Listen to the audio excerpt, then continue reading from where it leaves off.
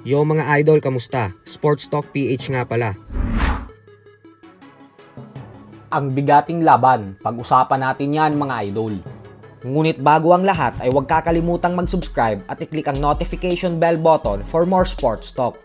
So halos isang linggo na nga lamang po ang inaantay natin at magaganap na ang inaabangang pagbabalik ng ating pambato na si former 3 Division World Champion angas ng Pinas, General Casimero sa ibabaw ng lona, kung saan sasagupain niya ang matibay na Mexican former world title challenger Saul Sanchez sa October 13 sa Yokohama, Japan. At bagamat nga po may 12 araw pa bago ang bakbakan, ay ipinasilip na ni Casimero ang kasalukuyang kondisyon ng kanyang pangangatawan, kung saan kapansin-pansin na batak na talaga ito at hindi natin may kakaila na handang-handa na talaga ito para sa kanyang laban. Sa katunayan nga po ay sinabi mismo ni Casimero sa kanyang Facebook Live nitong nakalipas na araw na sa katunayan umano ay kahit bukas ay kayang-kaya niya nang kunin ang tamang timbang na 122 pound limit sa Super Bantamweight Division. Pero syempre hindi muna nila ito gagawin hanggat hindi dumadating ang araw ng official and final weigh-in sa October 12. Kaya nagme-maintain na lang muna sila ng timbang niya ngayon. At dahil dyan ay hindi din naman nagpatalo ang kanyang katunggali na si Saul Sanchez, kung saan ipinasilip din ito sa publiko ang kanyang pangangatawan. Kapansin-pansin din na sobrang kondisyon na din ito.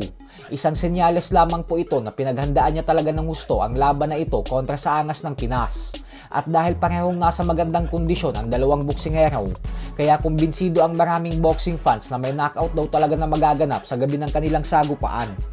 Sa kabilang banda naman mga idol ay tila hindi pa din nga po tumitigil sa kakabanat ang former WBC Interim Lightweight Champion Ryan Garcia sa current WBA Junior Middleweight World Champion Terence Crawford. Muli po kasi itong bumanat si Garcia at sinabing wala daw pinagkaiba si Crawford sa matalik nitong kaibigan na si Shakur Stevenson dahil pareho daw nakakaantok ang mga laban nito. Bukod dyan ay kung papalag umano si Crawford sa hamon niya na magtuo sila sa susunod na taon, ay panigurado daw na dito lang kikita ng malaki si Crawford kasi siya umano ang kalaban.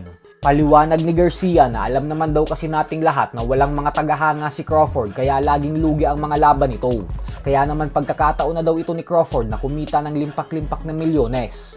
Yung pera umano na gustong kitain ni Crawford sa inaasam-asam nitong mega showdown kontra kay Canelo Alvarez ay pwede din daw nitong kitain kung siya ang harapin ni Crawford kasi isa din naman umano siyang superstar kagaya ni Canelo.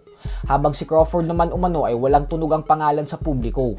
Pero ganun pa man ay nagbanta pa din si Garcia na kung sakaling kumasa si Crawford sa hamon niya, ay wawasakin niya din daw ito ng buhay. Katulad umano sa ginawa niyang pagdurog sa former undisputed lightweight world champion Devin Haney 6 na buwan pa lamang ang nakakalipas.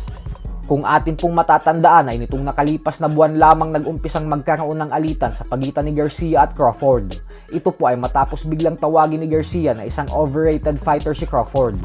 Akala mo umano ay kung sino itong umasta, pero sa katunayan umano ay si Errol Spence Jr. lang naman daw ang bigating fighter na natalo nito.